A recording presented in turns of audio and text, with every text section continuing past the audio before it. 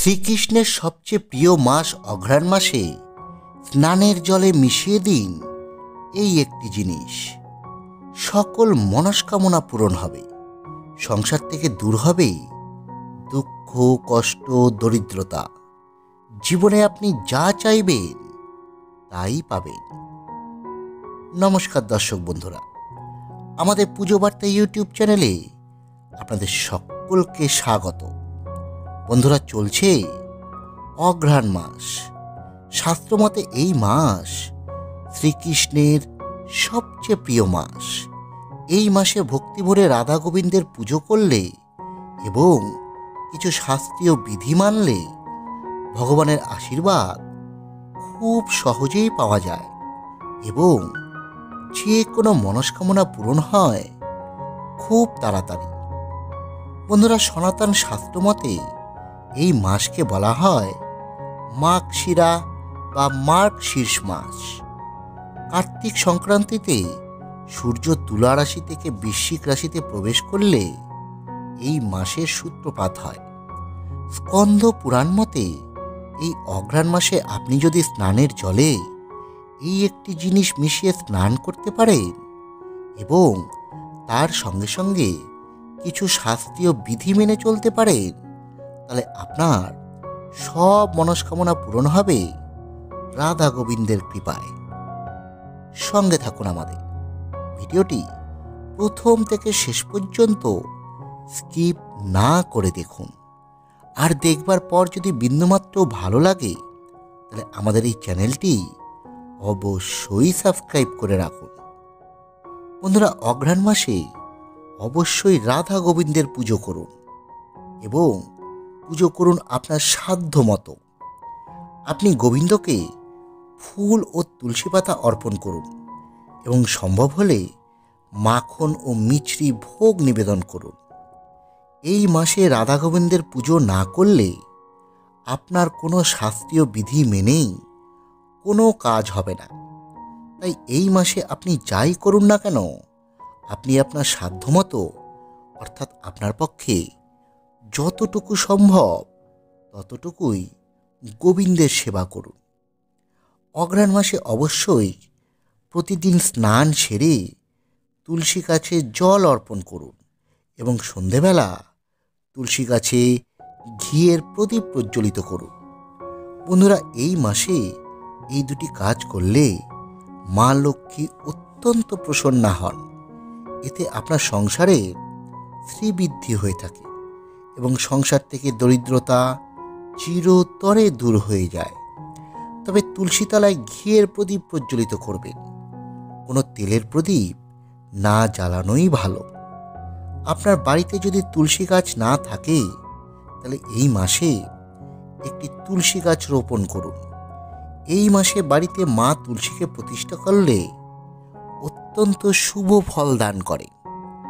শাস্ত্রমতে এই মাসে আপনার বাড়িতে যদি তুলসী গাছ থেকেও থাকে, তারপরেও যদি আপনি তুলসী গাছ নিয়ে আসেন তাহলেও কিন্তু খুব ভালো ফল পাবেন। বন্ধুরা, আমাদের শাস্ত্রে দান ধ্যানকে অত্যন্ত পুণ্যের কাজ বলা হয়েছে। এই মাসে আপনি আপনার সাধ্যমতো কোনো দরিদ্র ব্যক্তিকে দান করুন। অঘ্রাণ মাসে রূপো দান করাকে অত্যন্ত শুভ বলা হয়েছে। এই মাসে কাউকে রূপো দান করলে মনের সব মনস্কামনা পূরণ হয় বলে আমাদের শাস্ত্রে উল্লেখ রয়েছে। এই মাসে কোনো দরিদ্র ব্যক্তিকে শীত বস্ত্র দান করলেও খুব ভালো ফল পাওয়া যায়। তবে বন্ধুরা, অবশ্যই ব্যবহারযোগ্য শীত বস্ত্র দান করবেন। ছেঁড়া বা অব্যবহারযোগ্য বস্ত্র দান করলে কিন্তু পুণ্যের বদলে পাপ অর্জন করবেন। এই মাসে আপনার রান্নাঘরের মশলা বা চালের কৌটো যেন একেবারে খালি না হয়ে যায়, সে বিষয়ে বিশেষ নজর রাখবেন। সেগুলি একেবারে শেষ হয়ে যাওয়ার আগেই বাজার থেকে কিনে নিয়ে এসে সেগুলোকে ভর্তি করার চেষ্টা করবেন। বন্ধুরা, অঘ্রাণ মাসে আপনার বাড়িঘর অবশ্যই পরিষ্কার পরিচ্ছন্ন রাখবেন। কোনোভাবেই বাড়িতে ময়লা আবর্জনা জমতে দেবেন না। মাথায় রাখবেন, যে স্থান অপরিষ্কার সেই স্থানে মা লক্ষ্মী কোনোভাবেই অবস্থান করেন না। আর আপনারা কখনোই রাত্রে এঁটো বাসন রেখে ঘুমোতে যাবেন না। এঁটো বাসন পরিষ্কার করে তারপরেই ঘুমোতে যাবেন।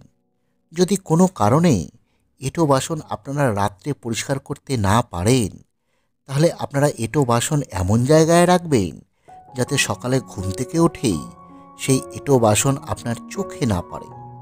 বন্ধুরা, শাস্ত্রমতে এই অঘ্রাণ মাস অত্যন্ত পবিত্র একটি মাস। এই মাসেই হয়ে থাকে নবান্ন উৎসব। এই মাসে আপনি যদি আপনার বাড়ির উত্তর পূর্ব কোণে একটু ধান গাছের বীজ বপন করতে পারেন, তাহলে মা লক্ষ্মী অত্যন্ত প্রসন্না হন। তার সঙ্গে সঙ্গে ভগবানও আপনার পরিবারের ওপর কৃপা দৃষ্টি সর্বদা বজিয়ে রাখে। আপনার বাড়িতে যদি উত্তর পূর্ব কোণে মাটি না থাকে, তাহলে আপনারা একটি টবের উপরে এই ধান গাছের বীজ বপন করতে পারেন।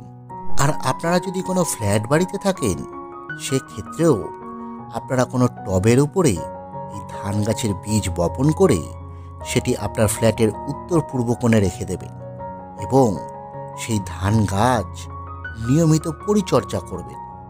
দেখবেন আপনার সংসার থেকে দরিদ্রতা চিরতরে দূর হয়ে যাচ্ছে। এ মাসে কোনো রাধাকৃষ্ণের মন্দিরে অথবা কোনো বিষ্ণু মন্দিরে শঙ্খ দান করুন। এতে আপনার জন্ম জন্মান্তরের পাপ নির্মূল হয়ে যাবে। বন্ধুরা, এই অঘ্রাণ মাসে ব্রহ্ম মুহূর্তে ঘুম থেকে ওঠার চেষ্টা করুন। বন্ধুরা, ব্রহ্ম মুহূর্ত হলো দিনের সবচেয়ে পবিত্র সময়। এই সময় সৃষ্টিতে দিব্য শক্তি সঞ্চার সবচেয়ে বেশি পরিমাণে থাকে।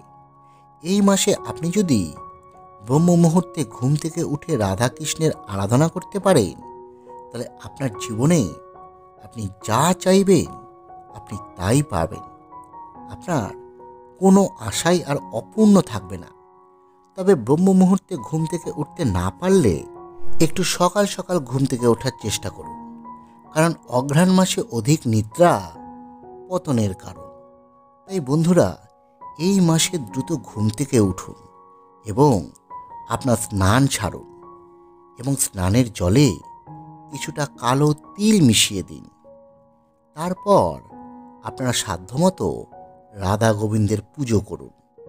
বন্ধুরা, স্নানের জলে কালো তিল মিশিয়ে স্নান করলে আপনার শরীর এবং জীবন থেকে নেগেটিভ শক্তি চিরতরে দূর হয়ে যায়। সংসার থেকে সকল প্রকার অশান্তিও দূর হয়ে যায়। সঙ্গে পূরণ হয় আপনার সব মনস্কামনা। বন্ধুরা, এই অঘ্রাণ মাসে আপনি যখনই স্নান করবেন, তখনই আপনার স্নানের জলে অল্প একটু কালো তিল দিয়ে নেবেন। তারপর স্নান করবেন এবং স্নানের পরে অবশ্যই গোবিন্দের সেবা করবেন। বন্ধুরা, আমাদের দেওয়া তথ্য আশা করি আপনাদের ভালো লেগেছে। যদি সত্যি ভালো লেগে থাকে, ভিডিওটি লাইক করুন, অন্যদের মধ্যে শেয়ার করে দিন। ধন্যবাদ। সকলে ভালো থাকবেন।